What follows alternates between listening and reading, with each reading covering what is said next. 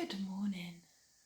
I just thought I'd make my first video of the day, and then my first video of the day will be for the Misfits, and is a little bit of a follow-on from what we were discussing yesterday, and an example of overthinking, perhaps over-analysing, too much left brain.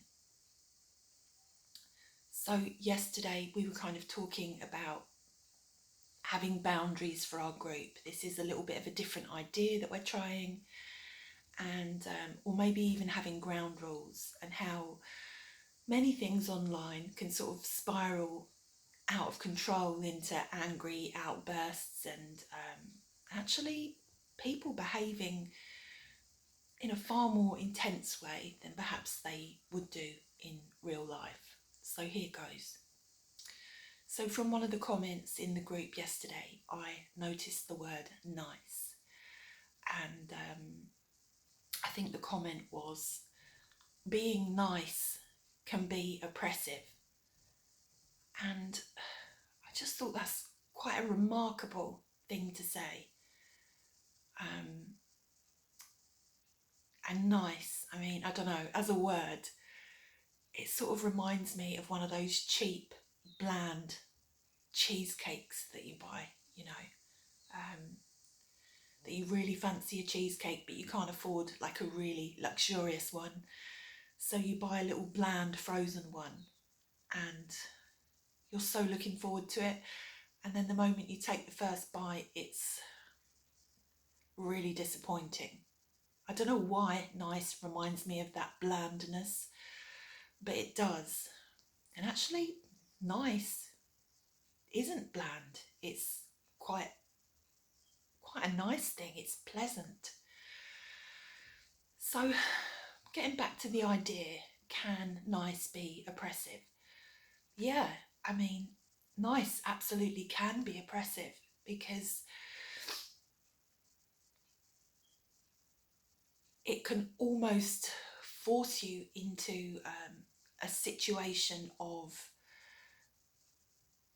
not being able to be passionate or excited, or it's like a very clever way to subdue people. So yes, nice can be oppressive.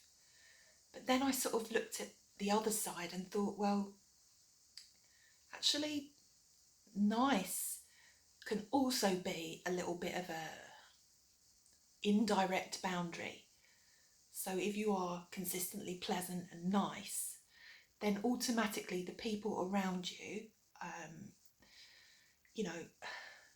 they have to respond in that way, or they will seem totally irrational and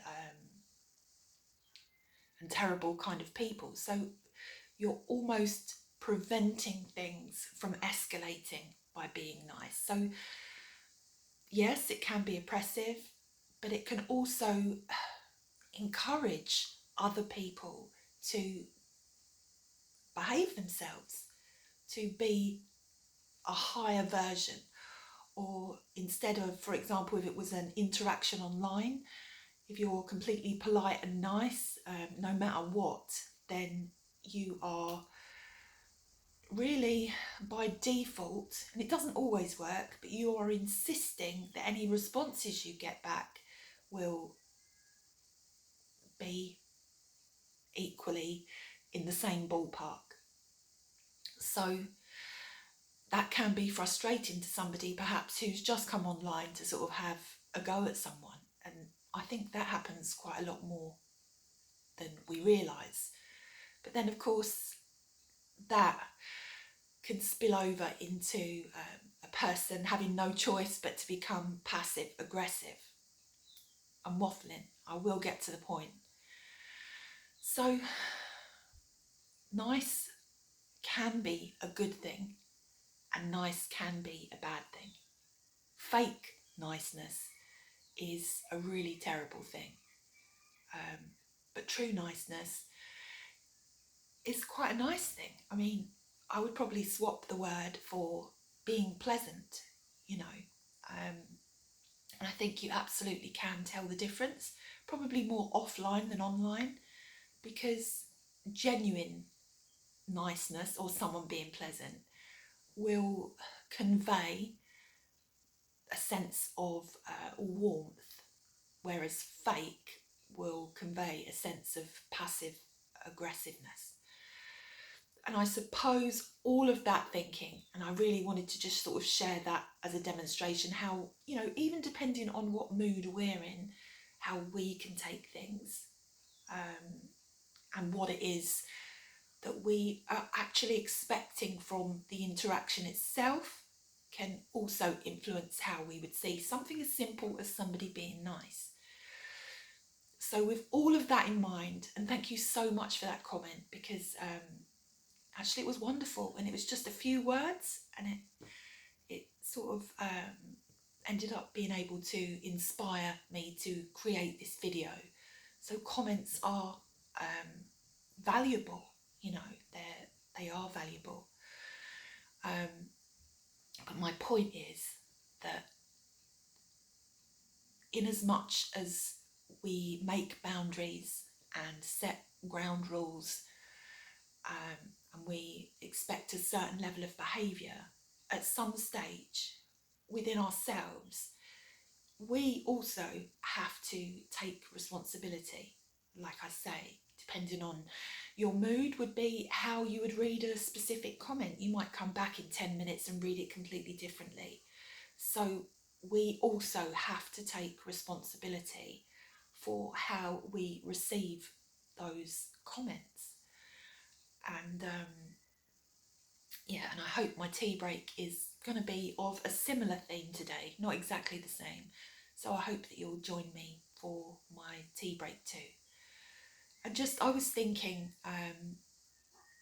in terms of sort of not being able to make my own comments recently, and how perhaps that's a good thing sometimes, how perhaps that's actually allowed me to sort of take a step back and become more of an observer of, the content that I'm consuming and the other comments that are going on.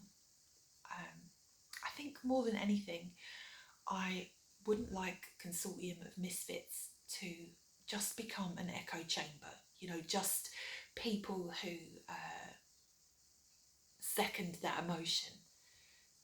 I'm really hopeful that because there is such a vast array of different personality types already, very highly creative ones actually, that is ultimately going to broaden our entire horizons. And, finally, if we can do it, then automatically, going back to the thing about niceness being a good thing, because it sort of means that the person you're interacting with has to also operate on a sort of higher level almost. If we can have these conversations and share our different perspectives, our different skills, our different talents, our different ways of life, our different philosophies, values and beliefs, and we can do all of that in a respectful manner, then in a way that highlights the fact that those who lead us really have to up their game. So I hope all of that made sense, and you are my first thought of the morning. So bless you all, and have a lovely day, and I hope to see you for a tea break later. Bye for now.